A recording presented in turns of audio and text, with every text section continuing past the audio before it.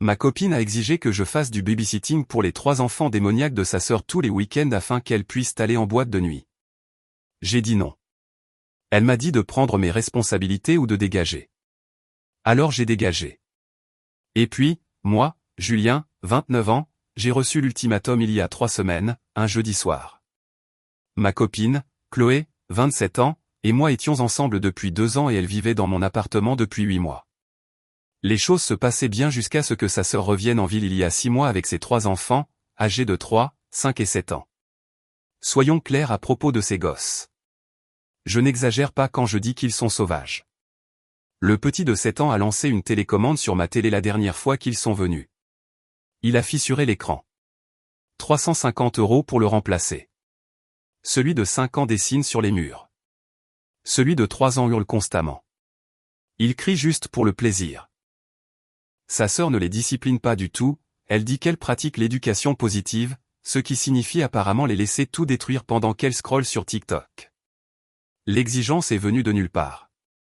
On regardait la télé quand Chloé s'est tournée vers moi, très sérieuse, alors, ma sœur a besoin que tu gardes les enfants tous les samedis et dimanches. Quoi? Elle et son mec veulent aller en boîte le week-end? Tu sais, retrouver leur vie sociale. Les enfants les freinent. J'ai ri. Je pensais qu'elle plaisantait. Je suis sérieuse. Tu ne travailles pas le week-end. Tu restes juste assis à rien faire de toute façon. Je reste assis chez moi parce que je travaille 50 heures par semaine et que j'ai besoin de repos. C'est seulement 2 jours. Prends tes responsabilités. Sois un homme. Aide la famille. Ce n'est pas ma famille. On n'est même pas fiancés. Son visage s'est glacé. C'est donc comme ça que tu nous vois. Pas comme une famille. Ce n'est pas ce que j'ai dit. J'ai dit, je ne vais pas garder 3 enfants qui détruisent mes affaires chaque week-end pour que ta sœur puisse aller faire la fête. Elle a besoin de ça. C'est une mère célibataire qui a vécu l'enfer. Elle a un copain qui, apparemment, veut aussi aller en boîte au lieu de garder les enfants de sa copine. Ce n'est pas leur père. Ils ne devraient pas avoir à le faire. Mais moi je devrais? Je ne suis même pas leur oncle. Elle s'est levée, les mains sur les hanches. Et là est tombé l'ultimatum, tu dois décider quel genre d'homme tu veux être. Celui qui prend ses responsabilités et aide, ou celui qui est égoïste. Si tu ne peux pas faire cette seule chose pour moi, pour ma famille, alors peut-être que tu dois réévaluer si tu es prêt pour une vraie relation. Je l'ai fixé. Cette femme avec qui j'étais depuis 2 ans, qui s'était installée chez moi sans payer de loyer parce qu'elle économisait pour lancer son entreprise. Qui conduisait ma vieille voiture parce que la sienne avait rendu l'âme et qu'elle ne pouvait pas payer les réparations. Pour qui je venais de payer 1100 € de découvert bancaire le mois dernier. Laisse-moi bien comprendre. Si je ne garde pas les enfants de ta sœur chaque week-end, tu menaces de partir. Je ne menace rien.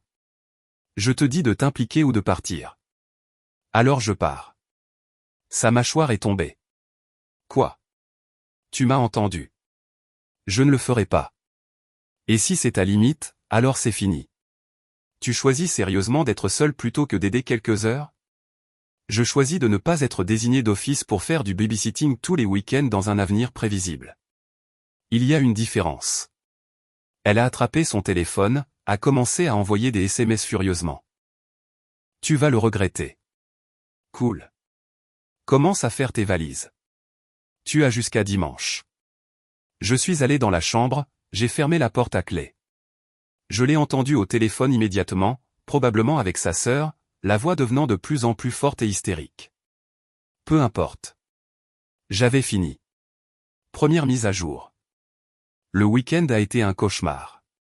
Pas parce que je regrettais ma décision. Ce n'était pas le cas, mais à cause de l'audace pure et simple qui a suivi. Vendredi matin, sa sœur a débarqué. Elle a martelé ma porte à 7 heures du matin. Je me préparais pour le travail. J'ouvre la porte. Elle était là avec les 3 enfants. Tu dois les garder aujourd'hui. Mon copain et moi allons visiter des appartements. Non. Quoi? Ta copine ne vit plus ici. Tes problèmes de garde d'enfants non plus.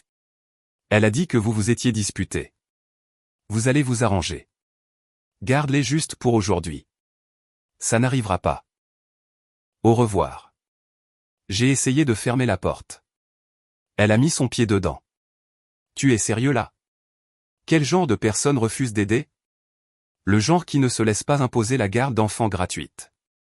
Enlève ton pied. Ce sont juste des enfants. Qu'est-ce qui ne va pas chez toi?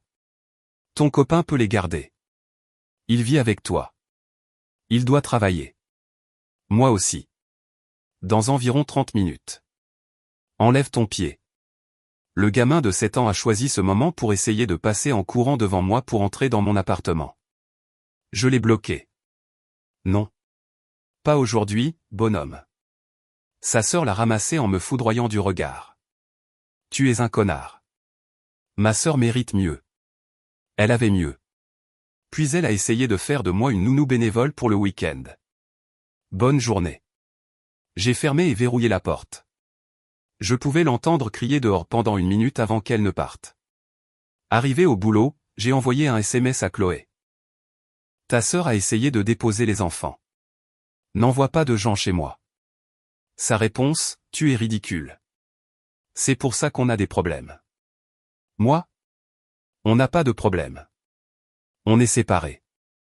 Récupère tes affaires d'ici dimanche ou je les emballe moi-même. Pas de réponse. Samedi, j'ai changé mes serrures, appelé un serrurier, payé 200 €, nouveau verrou installé à midi. J'ai aussi changé le code de mon garage et donné des instructions explicites au gardien de l'immeuble.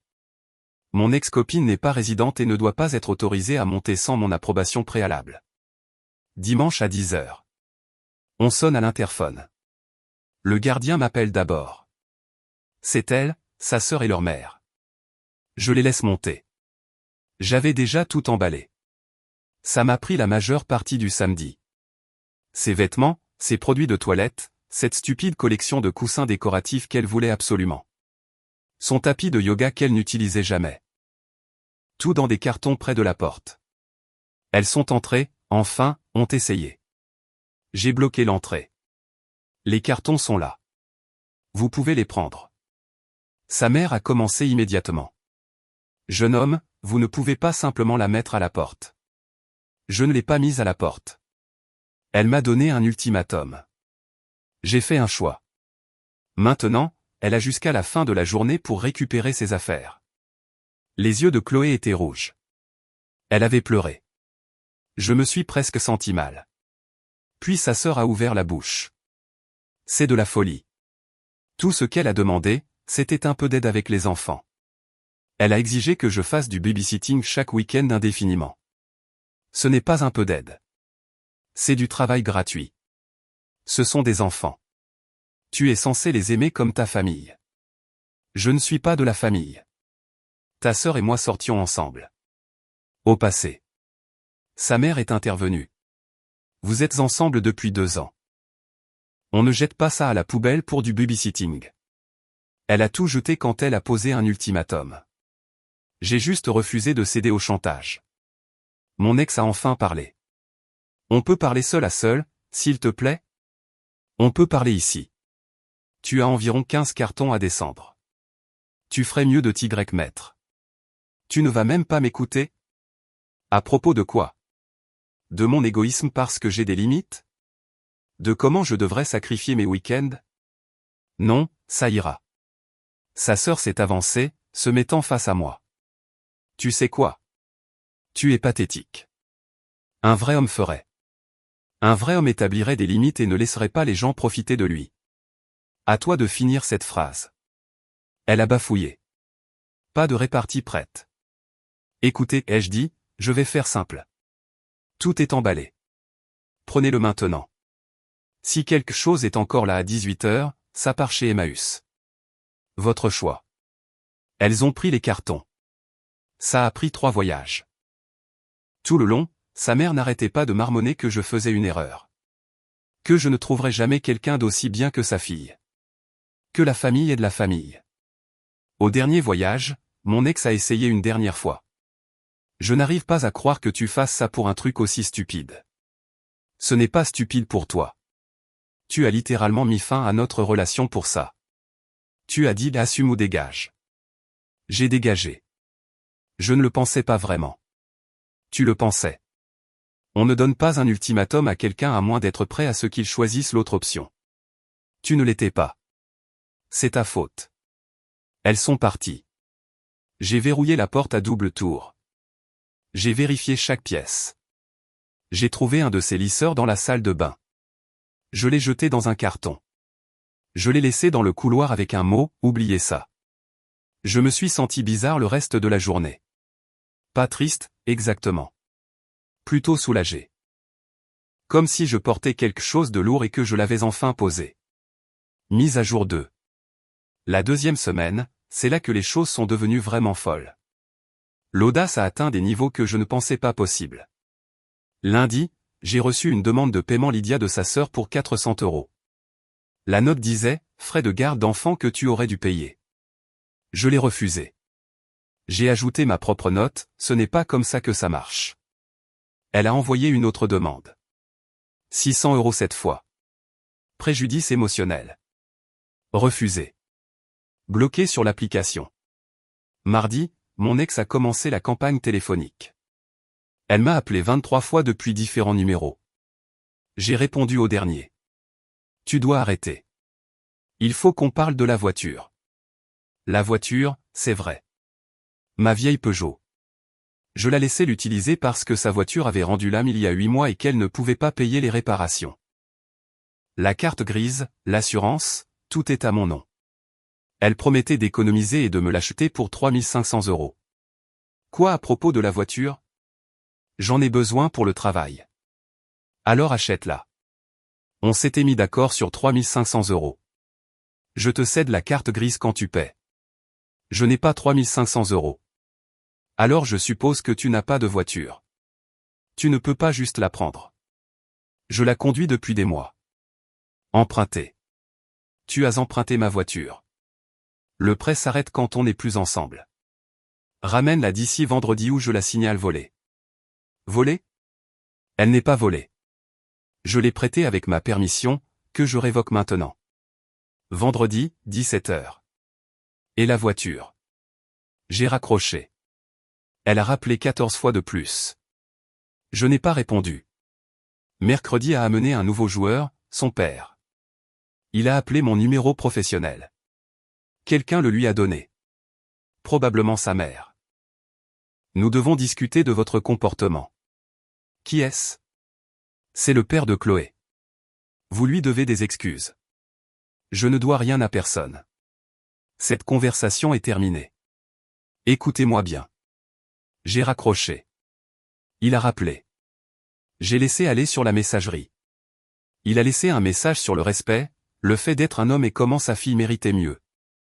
Effacé. Jeudi. La sœur s'est de nouveau présentée à mon immeuble. Le gardien m'a appelé d'abord. Je leur ai dit de ne pas la laisser monter. Apparemment, elle a piqué une crise dans le hall. La sécurité a dû lui demander de partir. Elle a posté à ce sujet en ligne. Je le sais parce que 3 personnes m'ont envoyé des captures d'écran. Une longue tirade sur comment je l'empêchais de voir sa sœur et montrer mon vrai visage. Les commentaires étaient partagés. La moitié était d'accord avec elle, l'autre moitié soulignait que je n'étais pas obligé de laisser entrer qui que ce soit dans ma résidence privée. Je n'ai pas répondu au post, j'ai juste fait une capture d'écran et je l'ai gardée au cas où. Vendredi à 15 h, mon ex a envoyé un SMS depuis encore un autre numéro. Peut pas ramener la voiture aujourd'hui. Besoin de plus de temps. Moi, 17 h. Non négociable. Elle, tu es déraisonnable. J'ai besoin d'un moyen de transport. Moi, Uber existe. 17 h. Elle, et si je ne peux pas venir? Moi, alors à 17h01, j'appelle la police et je signale mon véhicule volé. Elle, tu n'oserais pas. Moi, mets-moi au défi. 16h57, elle est entrée dans le garage de mon immeuble. Je l'ai retrouvée là-bas.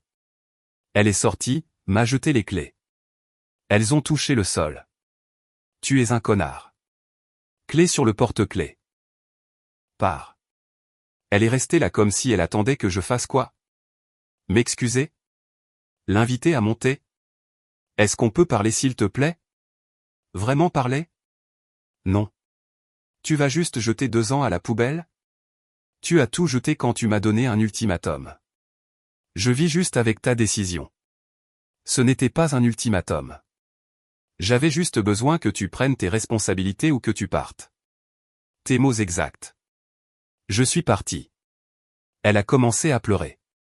De vraies larmes cette fois, pas le genre manipulateur. Tu me manques. Nous me manquons. On ne peut pas arranger ça? Arranger quoi? Tu veux que je fasse du babysitting tous les week-ends? Je ne veux pas. Ce n'est pas quelque chose sur lequel on fait des compromis. Peut-être juste certains week-ends. Aucun week-end. 0 week-end. Je ne suis pas une garderie gratuite pour les choix de vie de ta sœur. Elle a besoin d'aide. Alors elle devrait demander à son copain, ou à tes parents, ou engager une babysitter, pas désigner le copain de sa sœur.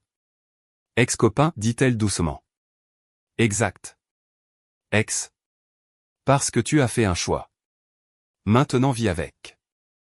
Je suis monté dans la voiture, je l'ai démarrée. Elle est restée là dans mon rétroviseur, en pleurs. Je suis parti. Je n'ai rien ressenti. C'est là que j'ai su que c'était vraiment fini. Troisième et dernière mise à jour. 3 semaines plus tard. L'heure de la résolution. Le harcèlement a continué pendant quelques jours encore. Sa mère a appelé 2 fois de plus, devenant de plus en plus hostile. Elle a menacé de parler à mon patron de ma moralité. Je lui ai dit que si elle contactait mon lieu de travail, je déposerais une plainte pour harcèlement. Elle a raccroché. Sa sœur a essayé une approche différente. Elle s'est présentée à mon café habituel le samedi matin. Je ne sais pas comment elle savait que je serais là. Probablement que mon ex lui a dit. Elle s'est assise en face de moi sans demander. Il faut qu'on parle. Non. Tu as gâché la vie de ma sœur. La vie de ta sœur est sa propre responsabilité. Je n'en fais plus partie. Elle est déprimée, elle mange à peine. C'est de ta faute. Elle m'a donné un ultimatum. J'ai choisi. Les actions ont des conséquences. Tu pourrais arranger ça. Juste t'excuser. Pourquoi? Avoir des limites? Pour être égoïste? Je l'ai regardée. Vraiment regardée. Elle avait l'air épuisée. Cheveux en désordre. Cernes sous les yeux. Où sont tes enfants en ce moment? Mon copain les garde. Pourquoi? Pour qu'il puisse les garder le samedi matin. Intéressant. Elle a cligné des yeux. Quoi? Tu as dit qu'il ne devrait pas avoir à les garder parce qu'il n'est pas leur père. Mais nous y voilà. Samedi matin. Il les garde. C'est différent. Comment? Parce qu'on vit ensemble et que je ne vivais pas avec eux. Tu vois la différence? Tu as proposé le temps de quelqu'un d'autre sans demander. Ce n'est pas comme ça que ça marche. Tu déformes les choses. Je souligne l'évidence. Tu voulais une garde d'enfants gratuite. J'ai dit non.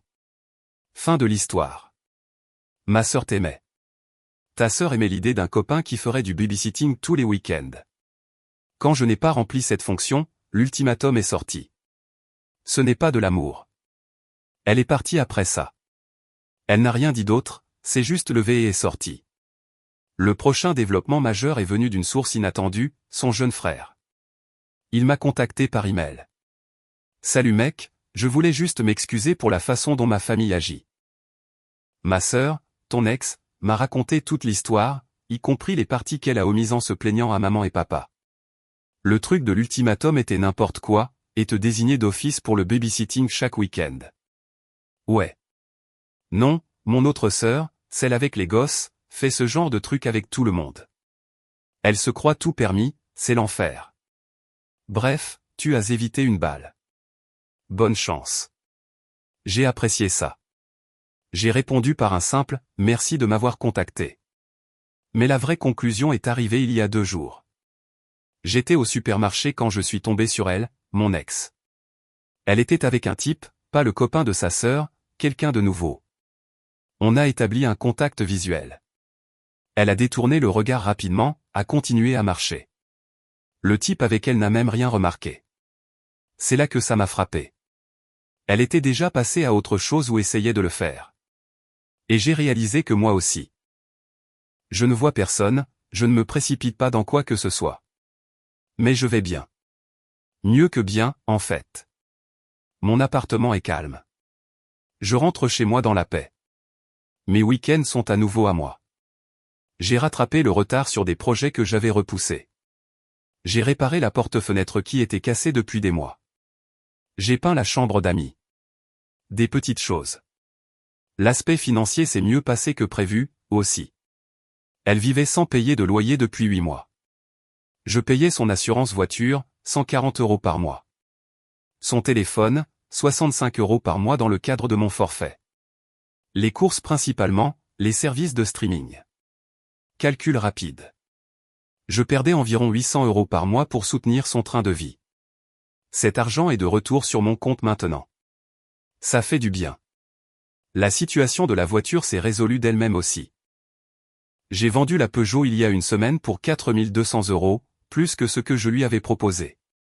J'ai utilisé l'argent pour couvrir la télé qu'elle a fissurée et il m'en restait une belle somme. Sa sœur m'a envoyé un dernier SMS hier depuis un numéro différent. J'espère que tu es content. Ma sœur passe à autre chose. Elle a trouvé quelqu'un de mieux. J'ai répondu, tant mieux pour elle. Je suis heureux aussi. Et je le pensais. Pas de manière amère. Je le pensais sincèrement. Parce que voilà le truc. L'ultimatum était un cadeau. Il m'a montré exactement qui elle était et ce qu'elle valorisait. Elle valorisait le confort de sa sœur plus que notre relation. Elle valorisait le fait de pouvoir disposer de mon temps sans demander. Elle valorisait l'apparence d'avoir un petit ami serviable plutôt que d'avoir un véritable partenaire. Et quand je n'ai pas joué ce rôle, quand j'ai eu l'audace de dire non pour être la nounou gratuite du week-end, le masque est tombé. Ce sentiment que tout leur est dû ne venait pas juste d'elle. C'était tout le système familial. La sœur s'attend à ce que tout le monde s'adapte à son mode de vie. La maman la soutient. Le père appelle mon travail. Ils croyaient tous avoir droit à mon temps, mon espace, mes ressources. Et quand j'ai dit non, je suis devenu le méchant. Mais ça me va d'être le méchant dans leur histoire, parce que dans mon histoire, je suis le gars qui connaissait sa valeur et ne l'a pas compromise. Les choses auraient-elles été différentes si elle avait demandé au lieu d'exiger? Peut-être. Si elle avait dit, ma sœur galère. Tu pourrais aider de temps en temps. J'aurais peut-être dit oui occasionnellement. L'accent est mis sur occasionnellement et volontairement. Mais elle n'a pas demandé. Elle a exigé, puis menacé. Et ça m'a dit tout ce que j'avais besoin de savoir. La vie est trop courte pour être la main-d'œuvre gratuite de quelqu'un. Trop courte pour être avec quelqu'un qui vous voit comme une ressource à exploiter plutôt que comme un partenaire à respecter. J'ai 29 ans. J'ai un bon travail. Je suis propriétaire. J'ai des amis qui respectent vraiment mon temps. C'est suffisant. Toute cette situation m'a appris quelque chose d'important. Quand quelqu'un vous pose un ultimatum, il vous rend service. Il vous montre exactement à quel point il vous estime. Et parfois, la réponse est de pas assez. Mon ex voulait quelqu'un qui prendrait ses responsabilités et sacrifierait ses week-ends indéfiniment pour le confort de sa sœur. Je voulais une partenaire qui respectait mes limites et ne disposait pas de mon temps sans demander. Ces deux choses étaient incompatibles. L'ultimatum a juste rendu ça clair. Elle est partie, et honnêtement, moi aussi. Je n'ai eu de nouvelles d'aucun d'entre eux depuis 4 jours maintenant. Je pense qu'ils ont enfin compris le message. Ou peut-être qu'ils ont trouvé leur prochaine cible. Quoi qu'il en soit, ce n'est plus mon problème. Je dors mieux, je mange mieux, je profite vraiment de mes week-ends à nouveau. J'ai revu des amis que j'avais négligés. J'ai commencé un nouveau livre, des trucs normaux. Et vous savez quoi? C'est agréable. Vraiment agréable. Alors, à tous ceux qui vivent des situations similaires, fiez-vous à votre instinct. Si quelqu'un essaie de vous engager dans des responsabilités majeures et continue sans vous demander, c'est un drapeau rouge. S'ils répondent à vos limites par un ultimatum, c'est un plus gros drapeau rouge. S'ils impliquent leur famille pour vous mettre la pression, c'est l'usine à drapeau rouge tout entière. Vous avez le droit de dire non. Vous avez le droit d'avoir des limites. Vous avez le droit de tourner le dos aux ultimatums. Et si ça fait de vous le méchant dans leur histoire, ainsi soit-il. Mieux vaut être le méchant dans l'histoire de quelqu'un d'autre que le paillasson dans la vôtre. Fin de la mise à jour. Fin de la situation. En route vers de meilleures choses.